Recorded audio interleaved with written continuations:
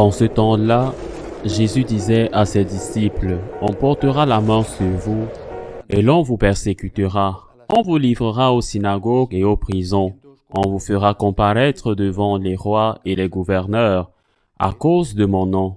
Cela vous amènera à rendre témoignage. Mettez-vous donc dans l'esprit que vous n'avez pas à vous préoccuper de votre défense, car moi qui vous donnerai un langage et une sagesse à laquelle tous vos adversaires ne pourront ni résister ni s'opposer. Vous serez livrés même par vos parents, vos frères, votre famille et vos amis, et ils feront mettre à mort certains d'entre vous. Vous serez détestés de tous à cause de mon nom, mais pas un cheveu de votre tête ne sera perdu. C'est par votre persévérance que vous garderez votre vie. Acclamons la parole de Dieu. Il y a quelques jours, un de nos prêtres, un jeune prêtre franciscain de Marie, me racontait. C'est extraordinaire. Il me racontait avec douleur l'expérience qu'il avait eue avec un vieux paroissien. Une dame plutôt vieille contre un jeune prêtre. Cette ancienne catholique, pour le reste de sa vie, avait reproché à ce prêtre d'avoir fait une pétition demandant à Dieu de mettre fin à l'avortement, que les lois sur l'avortement ne soient pas approuvées, que les lois qui conduisent ou permettent la mort d'êtres humains innocents tels que les enfants ne soient à naître. Cette dame, à la fin de la messe, l'a durement interpellé et l'a même menacé de quitter la paroisse s'il lui demandait encore une fois de mettre fin à l'IVG, simplement dans une pétition. Ce qu'il n'a pas fait, pas même dans un humble, en demandant la fin de l'avortement, on se trouve avec des paroissiens, en l'occurrence, une paroissienne de toujours, une vieille femme qui doit déjà être ou devrait passer à la vie éternelle si elle y croit. Eh bien, laissez-moi vous dire, vous avez les paroissiens qui attaquent les prêtres parce que les prêtres sont contre l'avortement. Je raconte cette anecdote pour faire le lien avec ce que dit l'Évangile aujourd'hui, de la persécution à laquelle nous sommes soumis, même au sein de l'Église, et c'est un exemple qui n'est sûrement pas représentatif, car la plupart des catholiques, je crois, nous sommes contre l'avortement. Mais, même au sein de l'Église, vous rencontrez des persécutions. Si vous parlez aux enfants ou dans une homélie de l'enfer, vous vous retrouvez. Cela m'est arrivé avec des parents qui viennent ici en colère, très en colère, parce qu'ils vous accusent d'effrayer leurs enfants. Mais ensuite, Halloween arrive et il les habille comme des morts. Vous ne pouvez pas parler de la mort, mais il les habille comme des morts.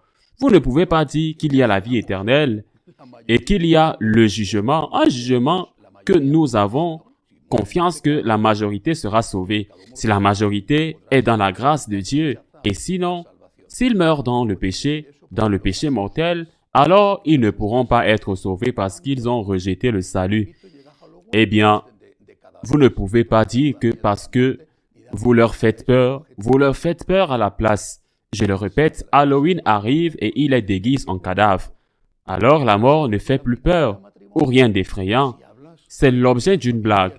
Si vous parlez du 6e commandement et dire qu'il doit être accompli, si vous parlez de la fidélité conjugale, si vous parlez du fait que la famille est composée d'un homme et d'une femme, tout ce qui pourrait être controversé parce que le monde dit quelque chose contraire à ce que l'Église enseigne, n'importe quoi, si vous parlez de ce que l'Église enseigne, vous allez trouver des attaques au sein même de l'Église, parfois même des supérieurs.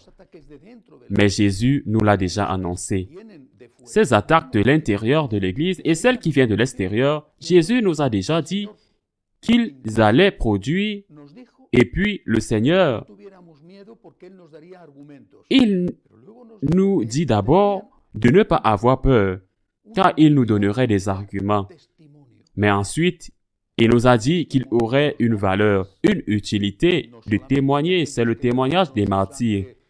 pas seulement de ceux qui versent leur sang dévoré par les lions dans les cirques de Rome, mais de temps à travers les siècles.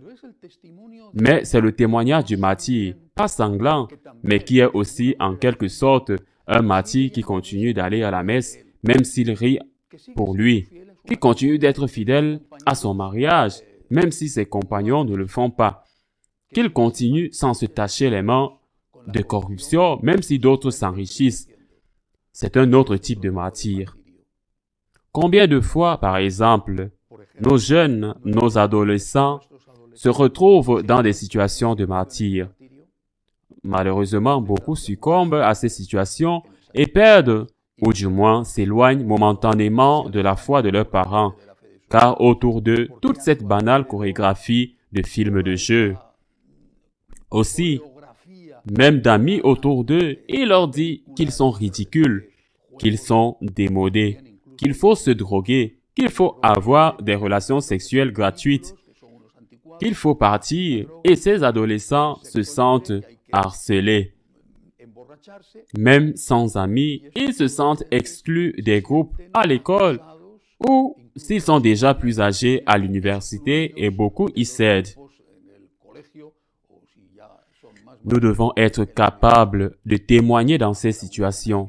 Les adolescents et les jeunes ont plus de mal parce qu'ils n'ont pas encore assez de personnalité. Et dans de nombreux cas, dans d'autres, Dieu merci, oui, mais nous les adultes devons pouvoir être fidèles au Christ et lui rendre témoignage. Même si nous n'avons pas d'argument, même si celui qui nous ridiculise parce que nous défendons ce que l'Église enseigne, en sait plus que nous. Peut-être est-il un théologien célèbre, mais nous pouvons et devons toujours dire « Tu en sais plus que moi, mais ce que tu enseignes n'est pas ce que l'Église enseigne, et je suis avec l'Église. » Le Seigneur attend de nous la fidélité du témoignage pour défendre pacifiquement, mais courageusement la vérité, même si cela coûte et nous fait subir l'ironie. Peut-être pas le martyre du sang, mais le martyre des épingles qui est aussi assez ennuyeux. Ainsi soit-il.